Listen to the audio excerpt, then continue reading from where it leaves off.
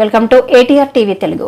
2014-19 మధ్య చంద్రబాబు అభివృద్ధి వికేంద్రీకరణకు ప్రాధాన్యతనిచ్చారు.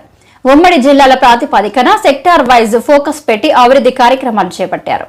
2014-2019 మధ్యన చంద్రబాబు నాయుడు గారు చాలా స్పష్టంగా రాజధాని ఒకటే ఉంటుంది కానీ అభివృద్ధి వికేంద్రీకరణ జరుగుతుందని ఆనాడు చెప్తాం జరిగింది అధ్యక్ష. దాంట్లో భాగంగా ఆనాడు ఉమ్మడి జిల్లాలకి ఒక్కొక్క సెక్టర్ ఫోకస్ అనేది ఇస్తాం జరిగింది అధ్యక్ష. ఒకసారి మనం చూస్తే కరువు ప్రాంతమైన అనంతపురానికి కియా మోటార్స్ తీసుకొచ్చారు, కర్నూలుకి అనేక రెన్యూబుల్ ఎనర్జీ సంస్థలు తీసుకొచ్చారు, చిత్తూరు కడపకి ఎలక్ట్రానిక్స్ మ్యానుఫ్యాక్చరింగ్ సంస్థలు తీసుకొచ్చారు. ఇంకో పక్కన నెల్లూరులో కూడా చూస్తే మన విండ్ టర్బైన్ మ్యానుఫ్యాక్చరింగ్ కానివ్వండి, సెల్ ఫోన్ తయారు చేసే సంస్థలు కానివ్వండి, ఇవన్నీ కూడా తీసుకొస్తాం జరిగింది. ఇంకో పక్కన ఉభయ గోదావరి జిల్లాలు కూడా పెద్ద ఎత్తున ఆనాడు ఆక్వాని కూడా ప్రోత్సహిస్తాం జరిగింది. ఇంకా ఉత్తరాంధ్రకు వచ్చే గల ఐటీని, మెడికల్ డివైసెస్ మ్యానుఫ్యాక్చరింగ్, ఫార్మా అని చాలా స్పష్టమైన కార్యాచరణ ఆనాడు చంద్రబాబు నాయుడు గారు నియమిస్తాం జరిగింది. దాంట్లో భాగంగా అధ్యక్ష మీరు ఒక్కసారి చూస్తే కేంద్ర ప్రభుత్వం అంటే రాష్ట్ర విభజన చట్టంలో ఉన్న సంస్థల్లో కూడా ఏదైతే ఆంధ్ర రాష్ట్రానికి ఇస్తానని హామీ ఇచ్చారో అది కూడా మీరు చూస్తే ఐఐటి తిరుపతికి, ఐఎం విశాఖపట్నంకి, ఐజర్ తిరుపతికి, ఇంకో పక్కన ఎన్ఐటి తాడేపల్లిగూడెం,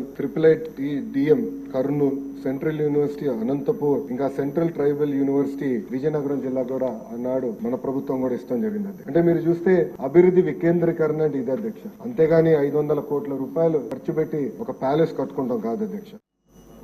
అధ్యక్ష, విద్య పైన తెలుగుదేశం పార్టీకి ఎప్పుడు ఒక బాధ్యతగా స్వీకరించింది. మీరు చూస్తే తెలుగుదేశం పార్టీ ఆవిర్భావం తర్వాత 11 డిఎస్సీలు ఏర్పాటు చేసి 1,50,000 మంది ఉపాధ్యాయుల పోస్టులు భర్తీ చేస్తాం జరిగింది అధ్యక్ష. నాకన్నా మీకే బాగా తెలిసింది. దాంట్లో అధ్యక్ష 9 డిఎస్సీలు చంద్రబాబు నాయుడు గారు గౌరవ ముఖ్యమంత్రి గారు నాయకత్వంలో కూడా జరిగింది అధ్యక్ష.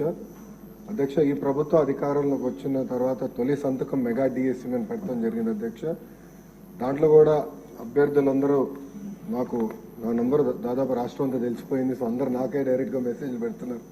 దాంట్లో ప్రధానంగా టెట్ ఏర్పాటు చేసి టెట్ తర్వాత డిఎస్సీ పెడితే బాగుంటుందని కోరటం జరిగింది. దాంట్లో భాగంగా మీరు చూస్తే టెట్ నిర్వహించాము. దాని తర్వాత ఇప్పుడు డిఎస్సీ కూడా త్వరలోనే మేము నోటిఫికేషన్ కూడా ఇవ్వబోతున్నాం అధ్యక్ష. దాంట్లో 16,000 పైచిలక పోస్టులు మళ్ళీ భర్తీ చేయబోతున్నాం అధ్యక్ష. గత ప్రభుత్వం 5 సంవత్సరాల్లో ఒక్క ఉపాధ్యాయ పోస్ట్ కూడా భర్తీ చేయలేదు, కాలయాపన చేస్తాం జరిగింది అధ్యక్ష. పెద్దలు అన్నట్టు ఈరోజు నిరుద్యోగ యువకులు ఆశతో మన ప్రభుత్వం వైపు చూశారు. వాళ్ళు పోరాడారు కనుకనే ఈరోజు పెద్ద ఎత్తున మనకి దాదాపు 93% సీట్లు మన ప్రభుత్వం కైవసం చేసుకుంటాం జరిగింది. సో ఒక బాధ్యత ఉంది. ఉద్యోగాల కల్పన అనేది ఒక లక్ష్యంగా పెట్టుకున్నాం. సూపర్ 6 మేనిఫెస్టోలో తొలి హామీ 5 సంవత్సరాలు 20 లక్షల ఉద్యోగాలు కల్పిస్తామని, దానికి ప్రత్యేకంగా గ్రూప్ ఆఫ్ మినిస్టర్స్ ఏర్పాటు చేసిన చైర్మన్ గా కూడా గౌరవ ముఖ్యమంత్రి గారు నియమించడం జరిగింది. ఒక వార్ ఫుటింగ్ బేసిస్ పైన ఉద్యోగాల కల్పన ఒక లక్ష్యంగా పెట్టుకుని మన ప్రభుత్వం ముందరికెళ్తుందండి. ఈ సభాముఖంగా ఆంధ్ర రాష్ట్ర ప్రజలు కూడా నేను తెలుపుతున్నా అధ్యక్ష. రాజుగారు చెప్పినట్లు ప్రధానంగా ఏంటంటే ఇక్కడ 2-3 విషయాలు చెప్పారు. ఒకటి, ఎంతమందికి ఇంకా అంటే వేకెన్సీస్ ఎంతమందికి ఆర్డర్స్ అనేది ఇష్యూ చేసామనే దానిపైన ఒక డిస్కషన్ ఉంది అధ్యక్ష. గత ప్రభుత్వం నోటిఫై చేసిన వేకెన్సీస్ 4,534 అధ్యక్ష. దాంట్లో అపాయింట్మెంట్ ఆర్డర్స్ ఇప్పటికి ఇచ్చింది 3,939. అంటే ఒక 600 సుమారుగా ఒక 600 వేకెన్సీస్ ఉన్నాయి. గౌరవ సభ్యులు ఇంకెక్కువ ఉన్నాయన్నారు అధ్యక్ష. ఆ వివరాలు నేను తీసుకుని దాన్ని ఎట్లా టేకప్ చేయాలో చేస్తాం అధ్యక్ష. రెండోది వచ్చేగల పెద్దలు అన్నట్టు రిటైర్మెంట్ బెనిఫిట్స్ అనేది వాస్తవంగా ఎంటీఎస్కి ఉండదు, సో అది వర్తించదు అధ్యక్ష. ఇంకో పక్కన ఏంటంటే రిటైర్మెంట్ ఏజ్ వచ్చేగల ఎగ్జిస్టింగ్ ఎంటీఎస్ రూల్స్ అనేది 60 సంవత్సరాల ఉంది అధ్యక్ష. సో అది గౌరవ సభ్యులు కోరారు. అది నేను అధికారులతో చర్చించి మాకు గౌరవ ముఖ్యమంత్రి గారితో రివ్యూ మీటింగ్ అయినప్పుడు అది ఎట్లా టేకప్ చేయాలో అది కూడా డిస్కస్ చేస్తాను అధ్యక్ష. మీరు చూస్తే చాలా స్పష్టంగా నేను చెప్పదలుచుకుంది ఏంటంటే 1998 డిఎస్సీలో 22,542 పోస్టులు శాంక్షన్ అవుతే ఫిల్ అయింది 18,008 పోస్టులు. అంటే పెండింగ్ 4,534 పోస్టులు క్యారీ ఫార్వర్డ్. దాంట్లో 3,939 పోస్టులు ఎంటీఎస్ ద్వారా అపాయింట్మెంట్ అయింది. మిగిలింది 595 పోస్టులు అధ్యక్ష. ఫస్ట్ ఆ నెంబర్ వస్తాం అధ్యక్ష. దెన్ బ్యాలెన్స్ మీరు చెప్పినట్లు ఎట్లా టేకప్ చేయాలో గౌరవ ముఖ్యమంత్రి గారితో చర్చించి టేకప్ చేస్తాం. మీరు అన్నట్టు పాదయాత్రలో కూడా 1998 డిఎస్సీ మెంబర్స్ నన్ను కలిశారు. గత 5 నెలల్లో కూడా ప్రజా దర్బార్లో కూడా నాకు కలుస్తాం జరిగింది. సో సబ్జెక్టు నాకు అవగాహన ఉంది అధ్యక్ష.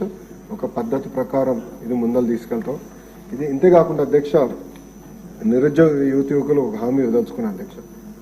నేను అధికారులు కూడా నేను చెప్పింది ఏంటంటే, అసలు డిఎస్పీ పైన గతంలో ఎన్ని కేసులు పడినాయి, దేనివల్ల పడినాయి, ఎందుకంటే ప్రభుత్వం మనమే మేజర్ లిటిగెంట్ అవుతున్నాం. అట్లా కాదు, గతంలో పడిన కేసులన్నీ స్టడీ చేయండి. స్టడీ చేసి ఇప్పుడు ఇచ్చే డిఎస్సి నోటిఫికేషన్ పకడ్బందీగా ఇవ్వండి. అందరికీ అబద్ధమైన డిఎస్సి నోటిఫికేషన్ ఇవ్వాలి.